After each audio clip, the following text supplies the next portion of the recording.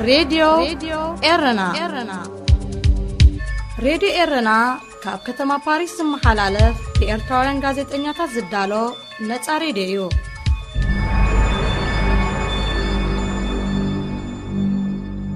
مانيل جرماية سلام كبرى سماعتي راديو إرنا نايلومي سولوس شمونت تحساس فنونا يفلم الله أبزي كتيل زلو حدا ساعات وقع حد إثيوبيا نملكن مسفحفحن بزبلا رستي ፍጹም ይዕብዮ ካብ ብሪጣንያ ዝለኣኸልና ጽሑፍ ከነቕርበልኩም ኢና ሶሙናዊ መደብ ስፖርቱን ዓበይቲ ዜና ስፖርትን ታሪኽ ማራዶናን ኣጠቓሊሉ ኣብ ሰዓቱ ክቐርብ እዩ ከም ወትሩ ዜና ከነቐድም ኢና ምሳና ጽንሑ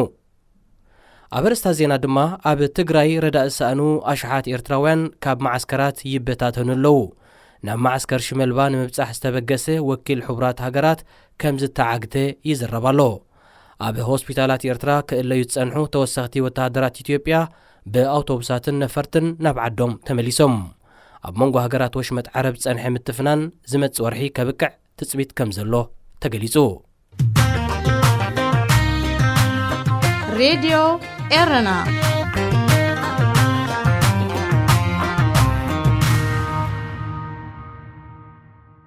ዜና ብዝርዝር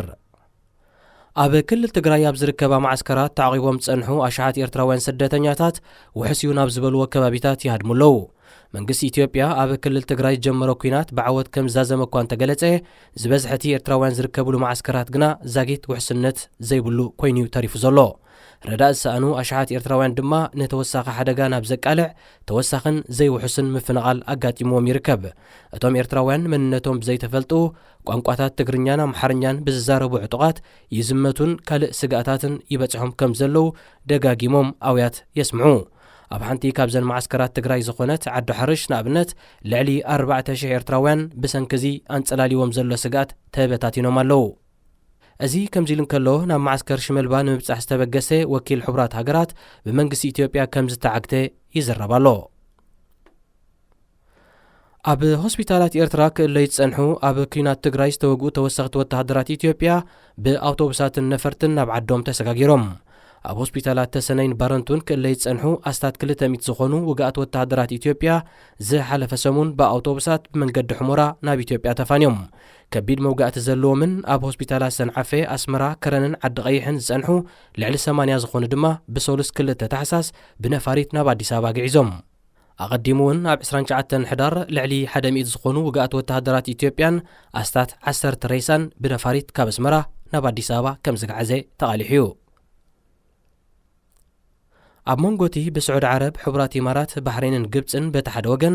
ቀጠር ድማ በቲ ካልእ ዝጸንሐ ዞባዊ ምትፍናን ኣብ ዝመጽእ ወርሒ ከብቅዕ ትጽቢት ከም ዘሎ ብኹሎም ወገናት ይዝረብ ኣሎ እዚ ኣብ መንጎ ሃገራት ወሽመጥ ዓረብ ጸንሐ ምትፍናንን ንቐጠር ናይ ምግላል ጻዕርታትን ድሕሪ 3 ዓመቱ ከብቅዕ ከም ዝኽእል ዝግለጽ ዘሎ ብኣማኻሪ ፕረዚደንት ትራምፕ ያሬድ ኩሽነር ዝምራሕ ላዕለዋይ ልኡኽ ኣሜሪካ ኣብቲ ዞባ ከካይዶ ድሕሪ ዝቐነየ ዑደት እዩ ስዑድ ዓረብን ቀጠርን በብወገነን ኣብ ዝሃብኦ መግለጺታት ዝተኻየደ ዘተ ዝበዝሐ ክፋሉ ዕውት ብምንባሩ ኣብ መንጎ ሃገራት ወሽመጥ ዝጸንሐ ምክፍፋል ከብቅዕ ዝለዓለ ተኽእሎ ከም ዘሎ ኣንፊተን ስዑድ ዓረብ ዝመራሒተን ሃገራት ዓረብ ንቀጠር ኣብ ናይ ዲፕሎማሲ ቁጠባን ፖለቲካን ከበባ ብምእታው እቲ ቅልውላው ንምፍትሑ 11 ነጥብታት ዝሓቖፈ ቀድመ ኩነትን ከቕርባ ጸኒሐን ክልተ ካብቲ ነጥብታት መደበር ቴሌቪዥን አልጀዚራ ክትዕጸውን ህላወ ሰራዊት ቱርኪ ኣብ ቀጠር ድማ ከብቅዕን ዝጠልብ እዩ እዚ ኣብ መንጎ ሃገራት ወሽመጥ ዓረብ ዝተረኣየ ምክፍፋል ኤርትራ ንትርከበን ሃገራት ቀይሕ ባሕሪ ኣብ ቀርኒ ኣፍሪቃ ዲፕሎማስያዊ ርክባተንን መርገጺታተንን ክቐያይራ ኣገዲድወን እዩ ንሓድሕዶም ዘይቃደው መራሕቲ ኤርትራን ጅቡትን ኣንጻር ቀጠር ደው ብምባል ጸግዒ ስዑድ ዓረብ ክሕዙን ከለዉ ሶማልን ሱዳንን ግና ምስ ሰሓብ ሃገራት ወሽመጥ ብዘተን ዲፕሎማስን ጥራይ ከም ዝፍታሕ ብምእማን ጸግዒ ናይ ዝኾነት ሃገር ከም ዘይሕዛየን ኣፍሊጠን ብሰንኩ ድማ ስዑድ ዓረብን ሕቡራት ኢማራትን ንሶማልን ሱዳንን ምስ ቀጠር ዘለወን ዝምድና ክበትካ ጸቕጢ ክግበረለን ጸኒሑ هذه إذاعة إرنا ምስ ራድዮ ኤረና ኢኹም ዘለኹም ክቡራት ሰማዕትና ቀጺሉ ድማ ብዛዕባ ህልው ኩነታት ብዝምልከት ካብ ፍጹም ይዕብዮ ካብ ብሪጣንያ ዝተላእከ ርእይቶ ክህልወና እዩ مكتالكم كتقصلو دقيمنا نعدم راديو إرنا ሬድዮ ኤረና ካብ ከተማ ፓሪስ ዝመሓላለፍ ብኤርትራውያን ጋዜጠኛታት ዝዳሎ ነፃ ሬድዮ እዩ።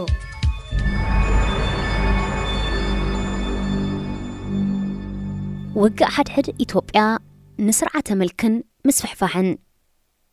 ፍጹም ይዕብዮ ዓባይ ብሪጣንያ ሬድዮ ኤረና ነፃ ድምፂ ኤርትራውያን ሬድዮ ኤረና ነፃ ድምፂ ኤርትራውያን ኣብ ሚያዝያ 2018 አብይ ኣሕመድ ዓሊ ናይ ቀዳማይ ሚኒስተርነት ስልጣን ምስ ሓዘ ዓበይቲ ፖለቲካውያን ስጉምታት ክወስድ ብምጅማሩን ኣብ ቁጠባዊ ኣካይዳት ሃገር ለውጢ ከተኣታቱ ብምብፅዑን ኣብ ሃገሩን ዓለም ለኸን ዓብ ተቐባልነት ረኺቡን ተስፋ ተገይሩሎን ብዓሰርታት ኣሽሓት ዝቁፀሩ እሱራት ፈቲሑ ብዙሓት ኣቐዲሙን ዝነበረ ኣካይዳት ሃገር ብምቅዋም ኣብ ኤርትራን ካልኦት ሃገራትን ዝነበሩ ተቃወምቲ ናብ ሃገሮም ኣትዮም ሰላማዊ ፖለቲካዊ ምንቅስቃስ ክገብሩ ፀዊዑን ተመሊሶም ኣትዮምን እቲ ንሱ ዝነበሮ ፓርቲ ብኢፒአርዲኤፍ ኣብ ዝሓለፉ ዓመታት ብዙሕ ፖለቲካዊ ጌጋታትን በደላትን ምፍጻሙ ብምእማን የቕረብ ምሕታት ሰላም ዕርቅን ሓድነትን ክሰፍን ብምጽውዑ እቲ ኣብ መንጎ ዝተፈላለያ ብሄራት ዝረአ ዝነበረ ፖለቲካዊ ምትፍናንን ግርጭታትን ከብቅዕ ብዙሕ ተስፋ ተገይሩሎ ምስ ኤርትራ ዝነበረ ናይ ዶብ ምስሓብ ብሰላም ክዕርፎ ድሌት ከም ዘለዎ ኣብቲ ናይ መጀመርያ መደርኡ ምግላጹን ጸኒሑ ኣብ ሱዳን ናይ መሰጋገር መንግስቲ ኣብ ምስራዝ ዝነበረ ዘይምስማዕ ንምሽምጋል ተራ ብምጽዋቱን ተሞጊሱ ብተወሳኺ ኣብ ሃገራት ምብራቕ ኣፍሪቃ ብምብጻሕ ምስ መራሕተን ብምዝታይ ተቐባልነቱ ይዕብዩ ብሰንኪ ህንፀት ዲጋ ሕዳሰ ምስ ሃገሩ ኣብ ምስሓብ ኣትያ ዝነበረት ግብፂ በፂሑ ዘእትዩን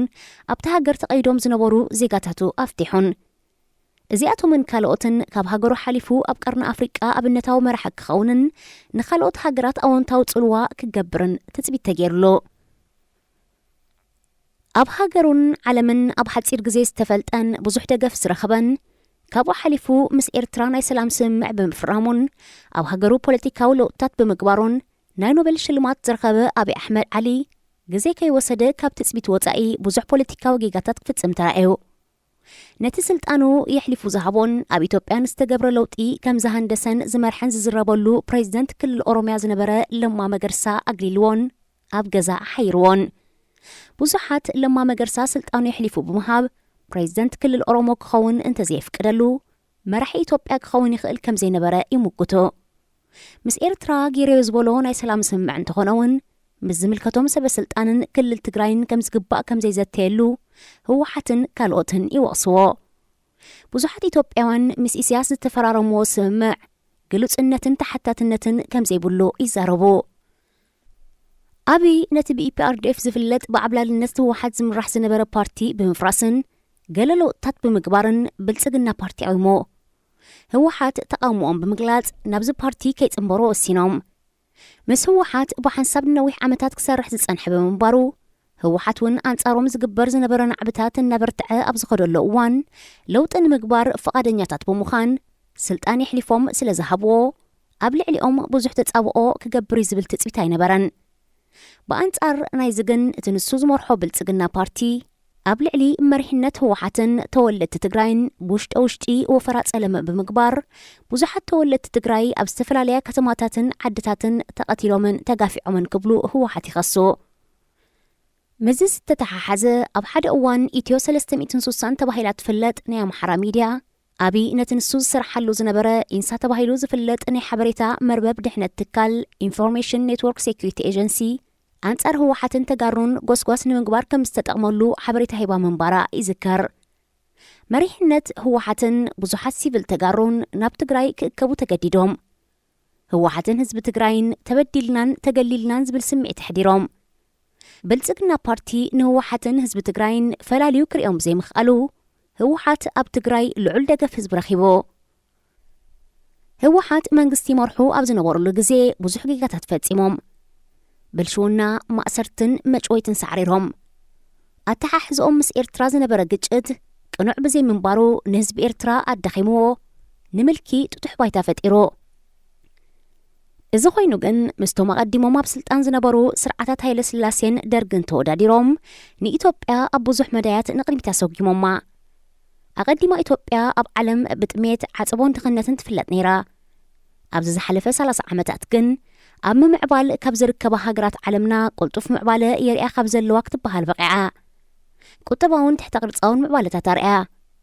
ኢንዱስትሪታትን ዩኒቨርሲታትን ኣብ ብዙሕ ክፋል ሃገር ተሰሪሖምን ተዘርጊሖምን ንኣፍሪቃ ወኪላ ኣብ ኣኼባታት ጉጅለ 8 ተሳቲፋ ንዘመናት ብስእነት ዓቕምን ብተጽዕኖ ግብፅን ደገፍታን ክገብሮ ዘይከኣሉ ምህናፅ ዲጋ ሕዳሰ ንኹሉ ተጻብኦታት ሰጊሮም ክሰርሕዎ ጀሚሮም ብወተሃደራዊ ሸነኽ ምዕቡል ዘመናዊ ኣጽዋራት ዝዓጠቐ ሰራዊት ብምልማል ኣብ ኣፍሪቃ ኣለዉ ምስ ዝበሃሉ ክስራዕ ዝበቕዐ ናይ ምክልኻል ሓይሊ ቆይሙ እዚኣቶምን ካልኦትን ሓያል ጎድንታት ነይርዎም ኣብ ብዙሓት ሃገራት ኣፍሪቃ ናብ ስልጣን ዝመፁ መንግስታት ንዝሓለፉ ጌጋታት ብምጉላሕ ንዓመታት ዝሓለፈ ስርዓት ዝገደፈልና ጸገማት እንዳበሉ ድኻሞም ንምሽፋንን መመኽኔታ ንፍሽለቶምን ይጥቀሙሎ ካብ ዝደለይዎ ወፃኢ ኣረኣያ ዘለዎምን ንዝተቃወምዎምን ተረፍ መረፍ ዝሓለፈ ስርዓት እንዳበሉ የግልዎምን ይዕፍንዎምን ክኸውን ዘለዎ ግን ንዝጸንሑ ሓያል ጎድንታት ኣፍልጦ ብምሃብ ብዝበለጸ ክድፍኣሎም ንዝረኽብዎ ድኹም ጎድንታት ክእርሙ ስልጣኖም ተጠቒሞም ዓበይቲ ዘይስገሩ በደላት ንዝፈጸሙ ፖለቲከኛታት ካብ ሕነ መፍዳይን ካልእን ስምዒታት ነጻ ብምዃን ብሕጋዊ መንገዲ ከም ዝሕተቱ ምግባርን ዝኣመሰሉ እዮም ዲሞክራሲ መስርሑ ኣብ ውሕድ ዓመታት ዝብፅሕ ኣይኮነን ኩሎም ናብ ስልጣን ዝመፁ መንግስታት ብኸምዚ ዝተጠቕሰ ገባብ ምስ ዝሰርሑ ተሓታትነትን ግሉጽነትን ነጊሱ ሃገር ናብ ዲሞክራስን ምዕባለን ገጻ ትኸይድ ከምዚ ኣብ ኢትዮጵያ ንሪኦ ዘለና ኣብ ስልጣን ዝጸንሑ ፖለቲከኛታትን ምስኦም ብዘርኢ ይኹን ካልእ ዝተኣሳሰሩ ብኣልማማ ግዳይ ምግባር ንሃገር ብኹሉ ሸነኻት ንድሕሪት ይመልስ ብልጽግና ፓርቲ ንህወሓት ናይ ዘርኢ ፖለቲካ ስለ ዘተኣታተው ንሃገር ከፋፊሎም እንዳበሉ ይኸስዎም ኣብ ተግባር መጺኻ ክትሪኦ ከለኻ ግን ህዝቢ ኢትዮጵያ ልዕሊ ዝኾነ ግዜ ኣብዚ ዝሓለፈ 2 ዓመትን ፈረቓን ኣብ ዝለዓለ ዓሌታዊ ምትፍናንን ምቅታልን ኣትዩ ይርከብ ኣብ ትግራይ ዝግበር ዘሎ ውግእ ከይሓወስካ ኣብ ውሽጢ ሃገሮም ልዕሊ 1.8 ሚልዮን ህዝቢ ተመዛቢሎም ይርከቡ ዝግበር ዘሎ ውግእ ኣብ መንጎ ተጋሩን ኣምሓራን ብቐሊሉ ክሃስስ ዘይክእል በሰላኽ ገድፍ ምዃኑ ዘተሓታታ ኣይኮነን ኣምሓራ ገና ካብ ተሓሳስባ ዘመነ መሳፍንቲ ዘይተገላገሉ ብምዃኖም ብተጋሩ ዝቕለስ መንግስቲ ክምርሑ ይቅበልዎን ኣብዚ ዝሓለፈ 30 ዓመታት ብናይ ኣምሓራ ሜድያታትን ምሁራቶምን ዝቐርብ ዝነበረ ርእቶታትን ሓሳባትን ነዘይንጸባረቕ ኣገልግሎት ኢንተርነትን ቴሌፎንን ብምቁራፁ ኣብ ባይታ እንታይ ይግበር ከም ዘሎ ሙሉእ ሓበሬታ እኳ እንተዘየለ ድሮ ግን ኣብቲ ዝተቖጻጸርዎ ከባቢታት ብስም መሬት ምምላስን ካልእን ኣብ ልዕሊ ሲቪል ተጋሩ በደላት ይፍጽሙ ምህላዎም ይዝረብ ብልጽግና ፓርቲ ናብቲ ቅድሚ 30 ዓመት ዝነበረ ጨፍላቒ ኣካይዳ ስርዓት ደርጊ ገጹ ዝኸይድ ዘሎ ይመስል ነተን ብስም ክልለን ዝጽውዓ ዝነበራ ዝተፈላለያ ፓርቲታት ኣብ ትሕቲኡ ጠርኒፉ ብልጽግና ብዝብል ጥራይ ክጽውዓ ይሰርሕ ምህላው ሓደ መርኣያ ናይዝዮ ወላ ደኣ ፈደራላዊ ኣቃውማ መንግስቲ ከም ዝድግፍ ይግለጽ እምበር ኣብዚ ሕጂ ዝግበር ዘሎ ውግእ ተተዓዊቱ ናብቲ ቀደም ዝነበረ ምልካዊ ምሕደራ መንግስቲ ምምላሱ ኣይተርፍኒ ዝብር ኢተሎ ተቃውምቲ ብልጽግና ፓርቲ ዝኾኑ ምሁራት ኦሮሞ እዚ ሕጂ ኣብ ትግራይ ዝግበር ዘሎ ጎቦጣ መቐጸልታ ናይቲ ኣቐዲሙ ኣብ ኦሮሞን ካልኦት ክልላትን ክካየድ ዝጸንሐ ምዃኑ ካልኦት ክልላት ከምዚ ናይ ትግራይ ተወዲበን ዝጸንሓ ብዘይምዃነን ብቐሊሉ ከም ዝተዓወተሉን ብዙሕ ኣቓልቦ ከም ዘይረኸበን የረድኦ ቀንዲ ዕላማ ናይዚ ሕጂ ዝካየድ ዘሎ ውግእ ንፌደራላዊ ኣቃውማ መንግስቲ ንምፍራስን ምልኪ ንምንጋስን ምዃኑ ይምክቱ ህወሓት እቲ ዝሓየለ ተጣባቂ ፌደራላዊ ኣቃውማ መንግስቲ ምዃኑ ይፍለጥ ኢሳያስ ንፌደራላዊ መንግስቲ ከም ዝቃወምን ንኢትዮጵያ ዘይቁኑዕ ምሕደራ ምዃኑን ካብኡ ሓሊፉ ኢዱ ጠሚሩ ኮፍ ኢሉ ክዕዘብ ዘይምዃኑ ምግላጹ ይዝከር إرنا هنا إذاعة إرنا الدولية ኣምሓራ ገዲፍካ ዳርጋ ኩሎም ብሄራት ነዚ ሕጂ ዘሎ ኣቃውማ ፌደራላዊ መንግስቲ ይድግፉ እታ ኣብ ዝሓለፈ ዓመታት ልዕሊ 50 ብሄራት ብምሓዝ ከም ሓንቲ ክልል ቆይማ ዝነበረት ደቡብ ክልል ኣብዚ ግዜ ብዝቐርብ ዘሎ ጠልባት ነበርታ ትከፋፈላለ ድሮ ሲዳማ ትበሃል ተፈንጪላ ዝወፀት ሓዳስ ክልል ተፈጢራ ካልኦት ብተመሳሳሊ ጠለቦም የቕርቡ እዚ ዘርኤና እተን ቅድሚ ሕጂ ኣብ ፖለቲካ ዝሃገር ብዙሕ ተሳታፍነት ዘይነበረን ብሄራት መሰለን ተረዲአን ምዕሩይ ዝርግሐ ምዕባለን ዲሞክራስን ይሓታ ምህላወን እዩ ከምዚኦም ዝኣመሰሉ ጠለባት ካብ ዘይዕግበት ግቡእ ምሕደራ ንረክብ የለናን ተረሲዕናን ካብ ዝብል ስምዒታት ይለዓሉ ምህላዎም ኣብ ክንዲ ምርዳእ ክትጉዕጽጾም ምፍታንን ምስ ዘርኢ ጥራይ ተሓሒስካ ምርኣዮምን ቁንዓ ይመስልን ኣብ ከም ኢትዮጵያ ዝኣመሰላ ዓበይቲ ሃገራት ምዕሩይ ዝርግሐ ምዕባለ ናብ ኩሉ ምብጻሕ ቀሊል ኣይኮነን እቲ ዝዓበየ ብድሆውን እዩ ከም ብልጫ ተወሲዱ ተተሰሪሕሉ ግን ሓይልን መሳልልን ናብ ምዕባለ እዩ እዚ ሕጂ ብኣብይ ኣሕመድ ዓሊ ዝርአ ዘሎ ኣካይዳ ምስቲ መጀመርያ ናብ ስልጣን ክመጽእ ከሎ ዝኣተወ ምብጽዓ ዝተፈላለየሉ ምኽንያት ክገልጹ ከለዉ ገለ ኣብ ውሽጡ ተሓቢኡ ዝጸንሐ ህርፋን ናይ ስልጣን ምዃኑን ምስቲ ኣዲኡ ብንእሽትኡ ከሎ ንጉስ ክትከውን ኢኻይላትን ነይራ ዝብሎ ኣተሓሒዞም ሕጂ ንኢትዮጵያ ክመርሓ ዘለኒ ኣነ ኢሉ ስለ ዝኣመነ ይኽብሉ ከለዉ ካልኦት እውን ጽልዋን ጸቕጥን መራሒ ህግደፍ ኢሳያስ ክኸውን ከም ዝኽእል ይዛረቦ ኢሳያስ ንላዕለዎት ሓለፍቲ ምክልኻል ኤርትራ ኣብ ትሕቲኡ ንምንብርካኽ ብዝተፈላለየ ኣገባባት ናብ ብልሹውናን ገበንን ከም ዝኣትዉ ገይርዎም ኣብ ምስ ኢሳያስ ዕርክነት ምስ ጀመረ ኣብ ኢትዮጵያ ብዙሓት ኣካታዕትን ጭብታት ዘይቀረቦምን መዕለብ ዘይረኸቡ ቅትለታት ተፈጺሞም ሓንሳብ ብኸምዚ ኣብ ገበን ተኣትዩ ሰላማዊ ፍታሕ ከም ኣማራፂ ክሪኦ ዘይምዃኑ ፍሉጥ እዩ ሕጂ ኢትዮጵያ ኣብ ውግእ ሓድሕድ ትርከብ ክሳብ ሕጂ ተኻይዱ ብዘሎ ውግእ ኣብ ሰብ ንብረትን ትካልን ዓብ ጉድኣት ወሪዱ ከም ዘሎ ይዝረብ ኣብ ማይካድራ ተባሂሉ ዝፍለጥ ዓዲ ሰላማውያን ሰባት ብጃምላ ተቐቲሎም ኣብ ካልእ ከባቢታት ትግራይ ተመሳሳሊ ግፍዕታት ተፈጺሞም ክኾኑ ይኽእሉ ብልጽግና ፓርቲ መቐለ ብምሓዙ ውግእ ተዛዚሙ እዩ ዝተረፈ ነቶም ዝድለዩ ሒዝካ ናብ ሕጊ ምቕራብ ምዃኑ ይገልጽ ብዙሓት ተንተንቲ ፖለቲካ ምዕራባውያን መንግስታትን ኣካላት ሕቡራት መንግስታትን ግን መቐለ ቅድሚ ምትሓዛት ሒዞም ብልጽግና ፓርቲ ዋላ መቐለ ተቆጻጸረ ውግእ ተወዲኡ ማለት ዘይምዃኑ ክገልጹ ጸኒሖም ነዚ ከም ምኽንያት ዘቕርቦ ህወሓት ካብ ዝሓለፈ ተመክሮኦም ተበጊሶም ናብ ድብያ ተዋጋእቲ ክቕየሩ ይኽእሉ እዮም ዝብል እዩ ኣብ ኩለን ከተማታት ትግራይ ሰራዊት ህወሓት መንገዲ እንዳኸፈቱ ብዘይ ውግእ እትዎም ብምንባሮም ህወሓት ገና ይተዳኸሙን ዝብል ገምጋም ኣሎ ውግእ ከም ዝተዛዘመ ድሕሪ ምንጋሩ ኢዶም ናብ ፌደራላዊ መንግስቲ ዝህቡ ወይ ናብ ሱዳን ብስሒ ዘለዎም ሰራዊት ክሰግሩ ዘይምርኣዮም ሚሳይላት ናብ ኤርትራ ምትኳሱ ጸኒሑ ሚግ 23 ተወቂዓ ምውዳቓን ኣብራሪኣ ምምራኹን ህወሓት ከቢድ ውግእ ይቕጽል ምህላው ምግላጾም ሮይተርስ ካብ ሰራሕተኛታት ትካላት ረድኤት ረኺበ ብዝበሉ ሓበሬታ ውግእ ይካየድ ምህላው ምግላጹ ነዚ ርእቶ የራጉዶ ኣብይ ኣሕመድ ተቐዳዲሙ ውግእ ተወዲኢሉ ዝኣወጀሉ ቀንዲ ምኽንያት ካብ ማሕበረሰብ ዓለም ንዝቐርበሉ ዘሎ ናይ ዘተ ጸቕጢ ንምፍኻስ ገበሮ ይመስል መንግስቲ ኣብይ ኣብ ዝውግእ ንኹሎም ተጋሩ ዋላ ነቶም ካብ ትግራይ ወጻእ ዝነብሩን ኣብ ዓቃብ ሰላም ሰራዊት ሕቡራት ሃገራት ተመዲቦም ክሰርሑ ዝጸንሑን ከይተረፈ ብዝተፈላለየ ኣገባባት ዕላማ ስለ ዝገበሮም ኣብ ጎኒ ህወሓት ኮይኖም ክሳብ መጨረሻን ህላዊኦም ክዋግኡ ይኽእሉ እዮም ዝብል ሞጎተ ሓሳብ ዘቕርቡለዉ ውግእ ነዊሕ ግዜ እንተወሲዱን ግፍዕታት ኣብ ልዕሊ ሰላማውያን ሰባት እንተቐጺሉን ትግራይ ኣካል ኢትዮጵያ ኮይና ምቕጻላ ኣብ ሕቶ ምልክት ከኣቱ ይኽእል ህወሓት ዕውት ቃልሲ ከካይዱ እንተኽኢሎም ነቶም ኣብ ኦሮምያ ዘለዉ ተቃወምቲ ስርዓት ኣብይ ኣርኣያ ክኾኑ ከም ዝኽእሉን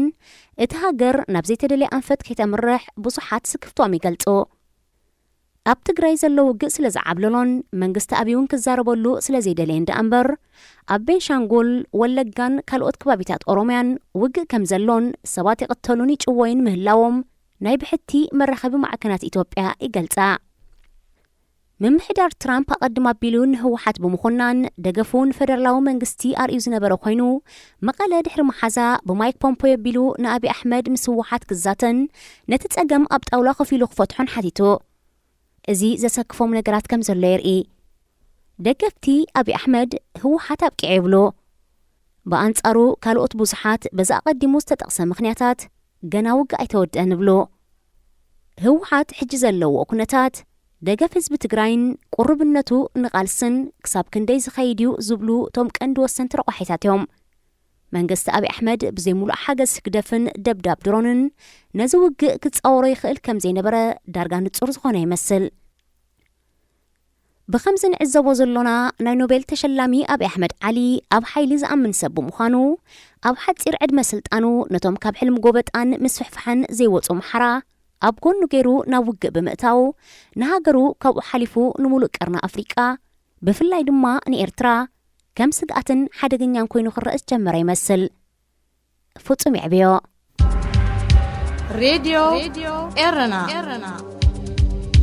ሬድዮ ኤረና ካብ ከተማ ፓሪስ ዝመሓላለፍ ብኤርትራውያን ጋዜጠኛታት ዝዳሎ ነፃ ሬድዮ እዩ።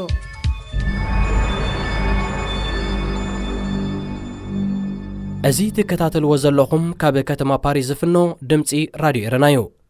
ዙር ሩዋንዳ ወርሒ ለካቲት 2021 ክካየድ መደብ ተታሒዙሉሎ እታ ጎብለል ናይዚ ቅድድም ዝኾነት ኤርትራ ግና ዛጊት ምስታፋ ዘረጋግጽ ዝኾነ ሓበሬታ ኣይተረኽበን። ኤርትራውያን ተቐዳደምቲ ምስ ዝተፈላለየ ኣህጉራውያን ክለባት ምጽምባር ይቕጽሉ ኣለዉ። ከምኡ ድማ ታሪክ ማራዶና ካብ ባሕሪ ብጭልፋ ካልኣይ ክፋል ኣብ መደብ ስፖርት ተኻቲቱ ዘሎ ትሕዝቶና እዩ። ቅድሚ ናብኡ ምስጋርና ንምዝኻሩ ቀንዲ ነጥብታት ዜና ከስማዕኩም። ኣብ ክልል ትግራይ ኣብ ዝርከባ ማዓስከራት ተዓቂቦም ዝጸንሑ ኣሽሓት ኤርትራውያን ስደተኛታት ውሕስዩ ናብ ዝበልዎ ከባቢታት ይሃድሙ ኣለዉ። መንግስቲ ኢትዮጵያ ኣብ ክልል ትግራይ ጀመሮ ኩናት ብዓወት ከም ዛዘመ እኳ እንተገለጸ ዝበዝሕቲ ኤርትራውያን ዝርከብሉ ማዓስከራት ግና ዛጊት ውሕስነት የብሉን። ረዳእ ዝሰኣኑ ኣሽሓት ኤርትራውያን ድማ ነተወሳኺ ሓደጋ ናብ ዘቃልዕ ተወሳኽን ዘይውሕስን ምፍንቓል ኣጋጢሞም ይርከብ። እቶም ኤርትራውያን መንነቶም ብዘይተፈልጡ ቋንቋታት ትግርኛን ኣምሓርኛን ብዛረቡ ዕጡቓት ይዝመቱን ካልእ ስጋኣታት ይበጽሖምን ከም ዘሎ ደጋጊሞም ኣውያት የስምዑ። ኣብ ሓንቲ ካብዘን ማዓስከራት ትግራይ ዝኾነት ዓዲ ሓርሽ ንኣብነት ልዕሊ 4,000 ኤርትራውያን ብሰንኪ ኣንጸላልዮም ዘሎ ስጋኣት ተበታቲኖም ኣለዉ። እዚ ከምዚ ኢሉ እንከሎ ናብ ማዓስከር ሽምልባን ንምብጻሕ ዝተበገሰ ወኪል ሕቡራት ሃገራት ብመንግስቲ ኢትዮጵያ ከም ዝተዓግተ ይዝረብ ኣሎ። ኣብ ሆስፒታላት ኤርትራ ክእለይ ዝጸንሑ ኣብ ኩናት ትግራይ ዝተወግኡ ተወሰኽቲ ወተሃደራት ኢትዮጵያ ብኣውቶቡሳትን ነፈርትን ናብ ዓዶም ተሰጋጊሮም። ኣብ ሆስፒታላት ተሰነይን ባረንቱን ክእለይ ዝጸንሑ ኣስታት 200 ዝኾኑ ውግኣት ወተሃደራት ኢትዮጵያ ዝሓለፈ ሰሙን ብኣውቶቡሳት መንገዲ ሕሞራ ናብ ኢትዮጵያ ተፋንዮም። ከቢድ መውጋእቲ ዘለዎምን ኣብ ሆስፒታል ሰንዓፈ፣ ኣስመራ፣ ከረንን ዓዲ ቀይሕን ዝጸንሑ ልዕሊ 80 ዝኾኑ ድማ ብሰሉስ 2 ታሕሳስ ብነፋሪት ናብ ኣዲስ ኣበባ ግዒዞም። ኣብ መንጎቲ ብስዑድ ዓረብ ሕቡራት ኢማራት ባሕሬንን ግብፅን በቲ ሓደ ወገን ቀጠር ድማ በቲ ካልእ ዝጸንሐ ዞባዊ ምትፍናን ሃገራት ዓረብ ኣብ ዝመጽእ ወርሒ ከብቅዕ ትጽቢት ከም ዘሎ ብኹሎም ወገናት ይዘረብ ኣሎ። እዚ ኣብ መንጎ ሃገራት ወሽመጥ ዓረብ ጸንሐ ምትፍናንን ንቐጠር ናይ ምግላልን ጻዕርታት ድሕሪ 3 ዓመቱ ከብቅዕ ከም ዝኽእል ዝግለጽ ዘሎ ብኣመኻሪ ፕረዚደንት ትራምፕ ያሬድ ኩሽነር ዝምራሕ ላዕለዋይ ልኡኽ ኣሜሪካ ኣብቲ ዞባ ከካይዶ ድሕሪ ዝቐነየ ዑደት እዩ። እዚ ድምፂ ራድዮ ኤረና እዩ።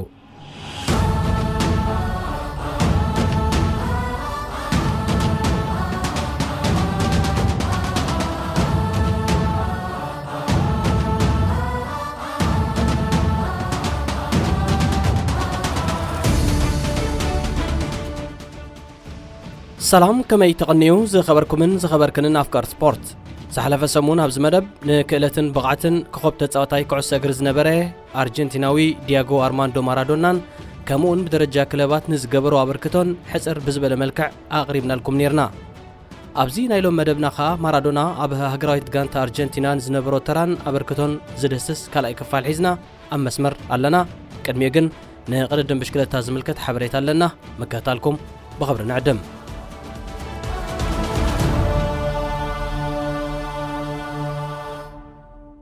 ኤርትራውያን ተቐዳደምቲ ብደረጃ ሃገራዊት ጋንታን ብደረጃ ክለባትን ህጡር ዓወታት ከመዝግብሉ ዝጸንሑን ሓያሎ ኤርትራውያን ኣፍቀርቲ ቅድድም ብሽክለታ ድማ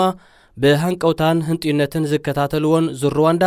ካብ 21 ክሳብ 28 ለካቲት 2021 ክሰላሰል ምዃኑ ኣካየቲ ናይ ዚያብ ኣፍሪቃ ብዕቤቱ ምስ ዙር ላ ትሮፒካል አሚሳ ቦንጎ ናይ ጋቦን ብሓባር ኣብ ቀዳማይ ደረጃ ስራዕ ውድድር ኣፍሊጦም። እዚ ንመበል 13 እዋን ዝካየድ ውድድር ኣብ 8 መድረኻት ልዕሊ 910 ኪሎ ሜትር ርሕቀት ክሽፍን እዩ። ኣብዚ ናይ 2.1 መዐቀኒ ዘለዎ ዙር ዝሳተፋ 15 ጋንታታት ድሮ ተፈሊጠን ኣለዋ። ክልተ ተወሰኽቲ ጋንታታት ድማ ክሳብ ጥሪ 15 ኣብ ዘሎ ግዜ ተሳትፎን ክረጋገጽ እዩ። እተን ዛጊት ሱታፊአን ተረጋጊጽ ዘሎ ጋንታታት ወርልድ ቱር ቲም እስራኤል፣ ስታርትኣፕ ኔሽን ካብ እስራኤል፣ ኮንቲኔንታል ፕሮ ክለባት፣ ዳይሬክት ኤነርጂ ካብ ፈረንሳ፣ ቢኤንቢ ሆቴልስ ካብ ፈረንሳ፣ ኖቮ ኦርዲስ ካብ ሕቡራት መንግስታት ኣሜሪካ፣ አንድሮኒ ጂኦካቶሊ ካብ ኢጣልያ፣ ኮንቲኔንታል ክለባት ቤኔዲክሽን ካብ ሩዋንዳ፣ ስኮል አንድሪን ካብ ሩዋንዳ፣ ፕሮታች ካብ ደቡብ ኣፍሪቃ፣ ባይክኢድ ካብ ጀርመን፣ ቪኖ አስታና ሞተርስ ካብ ካዛክስታን፣ ማድሊን ካብ ኮሎምቢያ፣ ተሬንጋኑ ካብ ማሌዥያ ከምኡውን ሃገራውያን ጋንታታት ሩዋንዳ ኢትዮጵያን አልጄሪያን ሃገራዊት ጋንታ ኤርትራ ኣብ ዙር ክትሳተፍ ዲያ ኣይክትሳተፍን ንዝሓለፈ ሰሙን ሶኒ ክትሕብርያ ዝብል ጽንጽንታ እኳ ተሰሚዕ እንተነበረ ክሳብ ትማሊ ንተሳትፎ ኤርትራ ዝምልከት ዝኾነ ሓበሬታ ኣይሰፈረን። ሃገራዊ ፌደሬሽን ቅድድም ብሽክለታ ኤርትራ ብወገኑ እወታዊ መልሲ ምሃቡ ወይ ዘይምሃቡ ኣይተፈልጠን። ዙር ሩዋንዳ ንብዙሓት ኤርትራውያን ተቐዳደምቲ ብናይ ደገ ክለባት ኣቓልቦ ንኽረኽቡን ንኽሕቆፉን ባብ ከርሕሎም ከም ጸንሐ ዝፍለጥ እዩ። ኤርትራ ካብዚ ውድድር እንተዳኣ ቦኺራ ንገሌ ኣብዚ ውድድር ብምስታፍ ብናይ ደገ ክለባት ጠመተ ክግበረሎም ዝኽእል ዝነበረ ኣብ ውሽጢ ዓዲ ዘለዉ ተቐዳደምቲ ናይ ርሒብ ዕድል ብኽነት ክኸውን ተኽእሎ። ብሰንኪ ኣብ መላእ ዓለም ኣስፋሕፊሑ ዘሎ ሕማም ኮሮና ቫይረስ ኣብ ኤርትራ ስፖርታዊ ውድድራት ደው ኢሉ ከም ዘሎ ዝፍለጥ እዩ። ተቐዳደምቲ ግን ኣብ ልምምድ ስለ ዝርከቡ ንምምራጾም እንተዘየሸጊሩ ኣብቲ ወትሩ ዘይዕወትሉ ዙር ሩዋንዳ ተሳቲፎም ከድምዑ ከም ዝኽእሉ ብዙሓት ተኸታተልቲ ቅድድም ብሽክለታ ይሰማምዑ። ገለ ወገናት እውን ክሳብ መወዳእታ ወርሒ ለካቲት ኣብ ዘሎ እዋን ተቐዳደምቲ ኣወዳዲርካ ንምምራጽን ንምድላውን እኹል ግዜ ስለ ዘሎ ሃገራዊ ፌደሬሽን ቅድድም ብሽክለታ ኤርትራ ብዝቐልጠፈ ተሳትፉ ከረጋግጽን ተዓዘብቲ ኣብ ዘይብሉ ሃገራዊ ውድድር ክሰርዕን ኣለዎ ይብሉ። ኣብ ወርሒ ለካቲት ናይዚ ዓመት እዚ ኣብ ዝተገብረ መበል 12 ውድድር ዙር ሩዋንዳ ብውሉል ግዜ ጎብለል ብምዃን ብጫ ናይ ክብሪ ማልያ ዝለበሰ ኤርትራዊ ተቐዳዳማይ ናትናኤል ተስፋጽዮን ኢጣልያዊት ክለቡ አንድሮኒ ጂካቶሊ ኣብዚ ዙር ክትህሉ ብምዃና ንናይ ብጫ ማልያ ክብሩ ንኽከላኸል ዕድል ክረክብ እዩ። ኣብ ዙር ሩዋንዳ 5 መድረኻት ምዕዋት ምስ ሩዋንዳዊ ቫላንስ ኒዳይሳንጋ ክብረ ወሰን ሒዙ ዝርከብ ኤርትራዊ መትከል ኢዮቡን ምስ ማሌዥያዊት ጋንቱ ተሬንጋኑ ኣብዚ ውድድር ክቐርብ ተጽቢት ኣሎ። ኣብ ዝሓለፈ ክልተ ቅነ ደቡብ ኣፍሪቃዊት ክለብ ቅድድም ብሽክለታ ኒፖን ቴሌግራፍ ኤን ቴሌኮም ኤንቲቲ ኣሶስ ዝተባሃለ ስዊዘርላንዳዊ ኩባንያ መፍረይ ኣልባሳት ክምውላ ብምውሳኑ ካብ ምፍራስ ከም ዝደሓነትን ካብ ዝመጽእ 1 ዓመታት ሒዛ ድማ ቲም ኩቤካ ኣሶስ ተባሂላ ክትጽዋዕ ምዃናን ሓቢርናኩም ምንባርና ዝዝከር እዩ። ሕጂ ድማ ታጋንታ ነቲ ቅድሚ 6 ዓመታት ጀሚራቶ ዝነበረት ንትሕቲ 23 ዓመት ዝዕድሚዮም ኣፍሪቃውያን ተቐዳደምቲ ናይ ምምዕባልን ምምሃርን ፕሮጀክት ብመንገድታ ብመጋቢት እትፍለጥ ናይ ኮንቲኔንታል ጋንታ ክትቀጽሎ ምዃና ኣብ ዝሓለፈ ሰሙን ኣፍሊጣ። በዚ መሰረት ኣብዚ ዓመት እዚ ምስ ጋንታ ተጠርኒፉ ክወዳደር ጸንሐ ኤርትራዊ ተቐዳዳማይ ሄኖክ ሙሉብርሃን ኣብ 2021 ዓመተ ምህረት እውን ምዛ ክለብ ኮይኑ ውድድሩ ንኽቕጽል ውዕሉ ንሓደ ዓመት ኣሕዲስሎ። تعوات ماليا نقص عقب كوب دل ناسيون دل اسبواخ بلو لاين كاميرون 2018 ودع 21 عامت هينوك حدا كابتوم أبزي عامت زي أبناي 23 عامت وردر جيرو دي إيطاليا بلوص بقعت زنص أبارغون أبتي شمون تمدرخا شفناك قدم دما بقول الجزية مبل 11 درجة حيزو ززا زمن تسفو تقلد مايو كونتيننتال كلب انتيتي أبزي عامت زي حيزاتهم كابز نبرت 10 تقدمتي نيرتراوي تقدماي ناتنايل تسفاتينن إيطالياوي تقدماي ليوناردو ماكيوري بدرجة بروفيشنال نخك أدادمو ناب كلب أندروني جيكاتولي سدرميك أفانيالا نيوزيلنداوي كونر براون دما نابتا بتيم كوبيكا أسوس كتسوع مدب تتحيزولا زلو نايلو مدات غانتا أديباتو بزي كازي كونتيننتال كلب كوبيكا أسوس كلت أفريقيان زركبوم حموش حدش تقدادمتي مساء نختحقف عدل فتيرا لا حدا كابزوم حموش تقدادمت دما ودع 19 عامت إرتراوي تقدادماي قبريوت يوهنسيو قبريوت زاقيت حنساب ترايو كاب هاجر وزيو توداديرو نسو أبتي أورح مقابيت كلتا شنا سرچعتن أب إثيوبيا استخايدة ناي جونيور كونتيننتال شامبيون أفريقا يتقدادمو أبتو وانكا أبناي ترقيا وردر سالساي أبناي كرونومتر كردمكا رابعي درجة بمحاز بلوس وتسيت آمز جيبونيرو لعلواي حلافن مسراتن كلب تيم كوبيكا أسوس دبوب أفريقاوي دوغلاس رايدر أستاسوس أفريقاوين تقدادمتي بمنقدي غانتو كم زحلفو بمزخخر كم داري الإمبي مرهاو قدوس ران جيبونس أمانيل قبر اكزيابيرن كالوتن زامسولو تقدادمتي بدرجة بروفيشنال كعنببو كريوم بمخالو لعل حبن كم سمعو قليسو مزي أبست أساسر زينا نزحلف 3 عامتات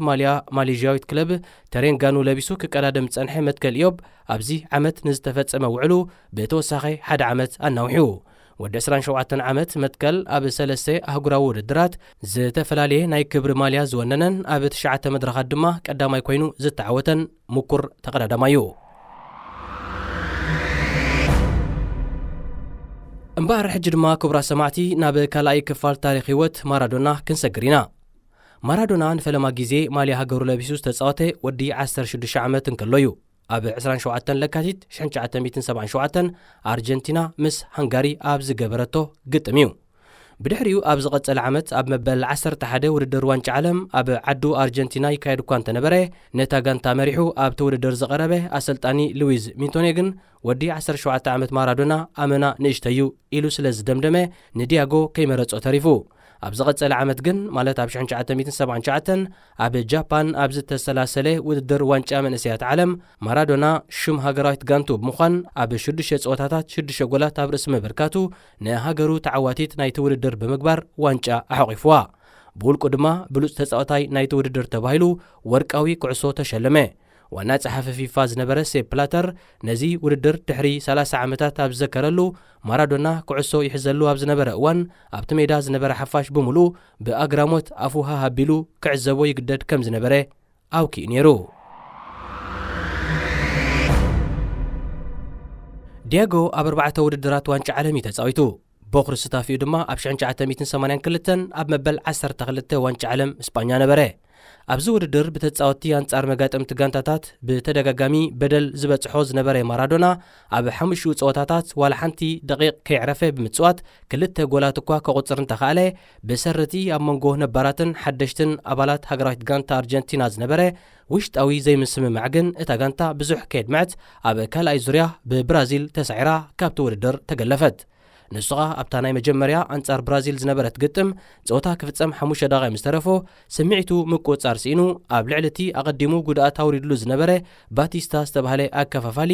ርኡይን ሓደገኛን በደል ስለ ዝፈጸመ ብቐይሕ ካርድ ተባረረ።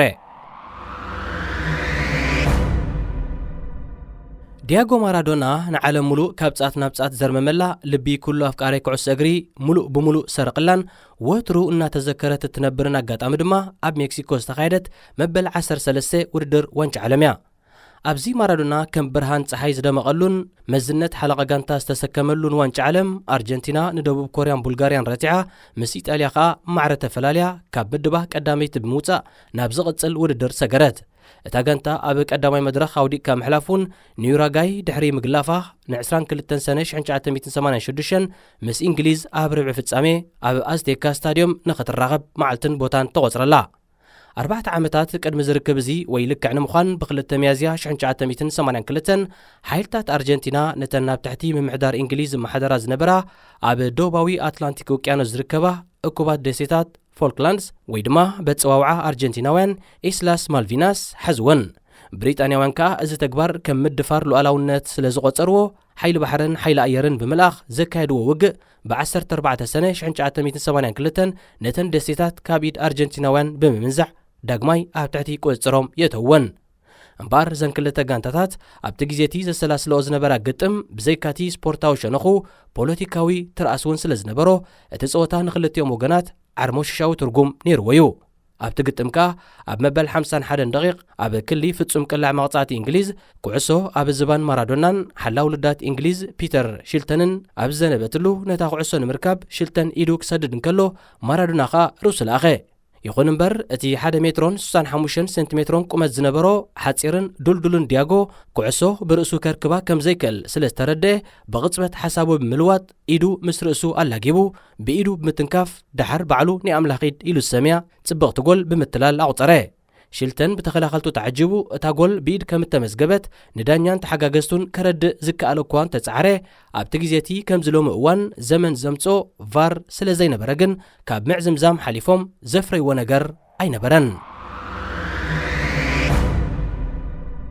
ማራዶና በዛ ብኢዱ ዘእተዋ ጎል ከይተደረተ ድሕሪ 4 ደቂቕ ኣብ ማእከል ሜዳ ንዝረኸባ ኩዕሶ እናኸብኮበን ን5 ኣብ ቅድሚኡ ዝተገተሩ ተፃወቲ እንግሊዝ ከም ኣብ ደረት ጽርግያ ዝተተኸለ ሽባኻ ብዘይገለ ጸገም እናሽክዕን ብምሕላፍ ኣብ መወዳእታ ነቲ ብዘይረዳእ ዝተረፈ ሓላው ውልዳት ሽልተን እውን ብዘይ ምሕረት ኣብ ባይታ ደቂሱ ነታ ኩዕሶ ምስ ሰኪዐት እንግሊዝ ብምጽምባር በፍቀርቲ ኩዕሶ እግሪ ጎል ኦፍ ዘ ሰንቸሪ ማለት ናይ መበል 20 ክፍለ ዘመን ዝበለጸት ጎል ተሰምያ ዝለዓለ ድምፂ ዝረኸበት ወትሩ ተዘካሪ ሸቶ ብስሙ ከተበ። ፀወታ ክፍጽም 10 ደቂቕ ምስ ተረፎ እንግሊዝ መንገዲ ጋሪ ሊንከር ሓንቲ ሸቶ እኳ ክትረክብ እንተኻእለት ንናይ ማራዶና ኣርጀንቲና ግን ናብ ፍርቂ ፍጻሜ ካብ ምስጋር ክትዕንቅፃ ኣይከኣለትን። ማራዶና በዚ ኣብቲ ዕለቲ ሰርሖ ታሪኽ ካብ ኣብ መላእ ዓለም ዝርከባ ማዕከናት ዜና ሓሽከት ናእዳን ወደሳን ውሒዙሉ እዩ። ብፍላይ ግን ሌኪዩፕ ዝተባህለት ፈረንሳይት ጋዜጣ ነተን ብክልተ መለክዒ ጫፋት ማለት ብምትላልን ብውሕነትን ዝረኸበን ጎላት ንምውካል ፍርቂ መልኣኽ ፍርቂ ዲያብሎስ ብምባል ንዲያጎ ገሊጻቶ ንሱ ኸኣ ብወገኑ ልክዕዩ ቅድሚ ፀወታ እዚ ግጥም ምስ ኩናት ኢስላስ ማልቪናስ ምትእሳር የብሉን ኢልና ነርና እንተኾነ ግን ኣብቲ ዓውደ ውግእ እንግሊዛውያን ብዙሓት ኣርጀንቲናውያን መንእስያት ልክዕ ከም ዕዋፍ ከም ዝቐተሉ ንፈልጥ ነርና እዚ ዓወትናትና ድማ ሕነናት እዩ በለ ማራዶና በዚ ኣብ ልዕሊ እንግሊዝ ሰርሑ ቅያ ከእከለ ንቤልጅማውያን እውን ኣብ ፍርቂ ፍጻሜ ረኺቡ ክልተ ጎላት ብምኹላስ ንሃገሩ ተሰኪምዋ ናብ ናይ ፍጻሜ ናይ ዋንጫ ግጥም ድበኽ በለ ኣብ ፍጻሜ ምስ ኣርጀንቲና ዝተረኸበት ምዕራብ ጀርመን ካብተን ናቐዲመን ብማራዶና ዝተመናነሃ ጋንታታት ትምህርቲ ብምውሳድ ንማራዶና ብጽኑዕ ዝከታተሉን ካብኣ ዘይፍለይን ማለት ዳብል ማርኪንግ ዝገብሩ ክልተ ተጻወቲ መደበትሉ እንተኾነ ግን ማራዶና ነቲ ኣንጻሩ ዝተዳለወ መጻወድያ ብምፍንጣስ ነታ ወሳኒትን ንሃገሩ ድማ 3-2 ዘዕወተትን ናይ መወዳእታ ጎል ኣብ መበል 86 ደቂቕ ንጆርጅ ቡርቻጋ ፈትፊቱ ብምቕባል ንሃገሩ ወናኒት መበል 13 ውድድር ዋንጫ ዓለም ንኽትከውን ኣብቂዕዋ ኣብዚ ውድድር ብሓፈሻ 53 ግዜ በቶም ምዕጋቱ ዝሰኣኑ መጋጥምቱ ጥፍኣት ዝተሰርሓሉ ዲያጎ ካብተን ሃገሩ ዘፀሓፈተን 14 ጎላት እተን 10 ወይ ድማ 71 ሚእታዊት ብምቑፃርን ብምቕባልን ኣበርክቶ ኣብ ርእሲ ምግባሩ ናይቲ ውድድር ኮኸብ ተሰሚዩ ወርቃዊ ኩዕሶ ተሰለመ ሜክሲካውያን ድማ ንኽብሩ ኣብ ኣፍ ደገቲ 115,000 ተዓዘብቲ ነቲ ግጥም ዝተኸታተልሉ ስታድዮም ኣስቴካ ሓወልቲ ሃነፅሉ ኣብ ውድድር ዋንጫ ዓለም 1990 ኢጣልያ ኣርጀንቲና ኣብ መኽፈቲ ግጥም ብካሜሩን 1-0 እኳ እንተተሰዓረት ሓለቓ ጋንታኣ ማራዶና ኸኣ ብሰንኪ ናይ ዓንካሪቶም ኣረምቲ ከም ናይ ቅድሚ 4 ዓመታት ብግቡእ ብቕዓቱ ከንፀባርቕ እንተዘይከኣለን ብሰንከልከል ግን ናብ መድረኽ ሃውዲካ ምሕላፍ ካብ ምስጋር ኣይተገተእትን እታ ጋንታ ካብ ናይ ምድብ ፀወታታት ድሕሪ ምስጋራ ፈለማ ንብራዚል ረኺባ ክላውዲዮ ካኒጃ ብማራዶና ብውሕለል ኣገባብ ተሰሪሓ ንዝመፀቶ ኣብ ሰኪዐት ብዘንበራ ኩዕሶ ተሓጊዛ ናብ ርብዒ ፍጻሜ ኣቕኒዓ ብድሕሪዚ ኣብ ዝቐጸለ መድረኻት ኣብ ግጥማት ርብዕን ፍርቅን ፍጻሜታት ንዩጎዝላቪያን ኢጣልያን ረቲዓ ክሳብ ዋንጫ እኳ ክትበጽሕ እንተኻለት ኣብ ፍጻሜ ግን ኣንድሪያስ ብሬሜ ኣብ መበል 86 ደቂቕ ካብ ፍጹም ቅላዕ ብዝቑፀራ ጎል ብምዕራብ ጀርመን ናይ 1-0 ጽዋእ ስዕረት ጨሊጣ ኣከታቲላ ንኻልኣይ ግዜ ዋንጫ ዓለም ካብ መልዓል በኾረት ማራዶና ድሕሪ 4 ዓመታት ኣብ ሕቡራት መንግስታት ኣሜሪካ ብዝተኣንገደ መበል 15 ውድድር ዋንጫ ዓለም ኣብ ክልተ ግጥማት ጥራይ ተሰለፈ ኣርጀንቲና ንግሪኽ 4-0 ኣብ ዘዕነወትሉ ቀዳማይ ግጥም ማራዶና ንሳልሰይ ሸቶ ጋንቱ ብምእታው ናብ ቅድሚ ካሜራ ብምኻድ ከም ዕቡድ ብምግዓር ሓጎሱ ጸንበለ እዛ ጎል እዚኣ ኸኣ ማልያ ሃገሩ ለቢሱ ንመወዳእታ ግዜ ብስሙ ዝፀሓፋ ኮይና ኣብ መዝገብ ታሪክ ተሰኒዳ ትርከብ እታ ካልአይቲ ግጥም ከዓ ብዓወት ኣርጀንቲና 2-1 ዝተፈጸመት ኣንጻር ናይጀርያ ዝተኻየደት ኮይና ንማራዶና ናይ መጨረሻ ናይ ሃገራዊት ጋንታ ፀወቱ እያ ነይራ ጋንቱ ንዝረኸበታ ቀላዕ መቕጻዕቲ ተጻወቲ ናይጀርያ ከይተዳለውን ከለዉ ኣዳህሊሉ ብምጅማር ናብ ጎል ዝተለወጠት ኩዕሶ ንካኒጃ ዘቐበለ ዲያጎ ድሕሪ ተጻወታ ዝተገብረሉ መርመራ ኤፌድሪን ዝተባህለ ዝተኸልከለ ንጥረ ነገር ወሲዱ ስለ ዝተረኸበ ሳንጦ ልዒሉ ናብ ዓዱ ክምለስ ብፊፋ ተወሰነሉ ብድሕሪዚ ትንሃገሩ ኣብ ሜዳ ኩዕሶ እግሪ ን17 ዓመታት ዘገልገለን ኣብ 91 ፀወታታት ከዓ 34 ጎላት ኣስተዋጽኦ ዝገበረን ማራዶና ከም ተጻዋታይ ማልያ ኣርጀንቲና ተኸዲኑ ናብ ሜዳ ኣይተመልሰን ዲያጎ ንዓዱ ከም ተጻዋታይ ጥራይ ኣይኮነን ራህፁ ኣፍሲሱላ ኣሰልጣኒ ብምዃኑ እውን ካብ ወርሒ ሕዳር 2008 ክሳብ ወርሒ ሓምለ 2010 መሪሕዋ እዩ ነዛ ጋንታ ሒዙ ካብ 24 ግጥማት ኣብ 18 ዝተዓወተ ኣብ 6 ድማ ዝተሰዓረን ማራዶና ኣብ ደቡብ ኣፍሪካ ዝተኻየደ ውድድር ዋንጫ ዓለም 2010 ንሃገራውያን ጋንታታት ናይጀርያ ደቡብ ኮርያ ግሪክን ሜክሲኮን ብምድሃኽ ናብ ርብዕ ፍጻሜ ድሕሪ ምብፅሑ ብወገኑ ብጀርመን 4-0 ተዳይኹ ካብቲ ውድድር ተሰናበተ ድሕሪዚ ድማ ምስ ፌደሬሽን ኩዕሶ እግሪ ኣርጀንቲና ክሰማማዕ ስለ ዘይከኣለ ካብ መዝነቱ ተኣልየ ማራዶና ብዘይካ ኣብ ደረጃ ሃገራዊት ጋንታ በደረጃ ክለባት እውን ኣብ ኣርጀንቲና ሜክሲኮን ሕቡራት ኢማራት ዓረብን ዘይዕውት ናይ ምስልጣን ግዜ ኣሕሊፉ እዩ ዝኸበርኩም ተኸታተልትና ንሎሚ ሶሉስ 8 ታሕሳስ 2020 ተዳልዩ ዝነበረ ካልኣይ ክፋል ታሪክ ህይወት ማራዶና ከምኡውን መደብ ስፖርት ተፈጺሙሎ ዝመጽሰሙን ኣብ ተመሳሳሊ ሰዓት ብሳልሳይ ክፋል ታሪክ ህይወት ዲያጎን ካልእ ትሕዝቶታትን ክሳብ ንራኸብ ኣብዚ ዘለኹሞ ሰላምን ጥዕናን ክኾነልኩም እናተመነና ንፋነወኩም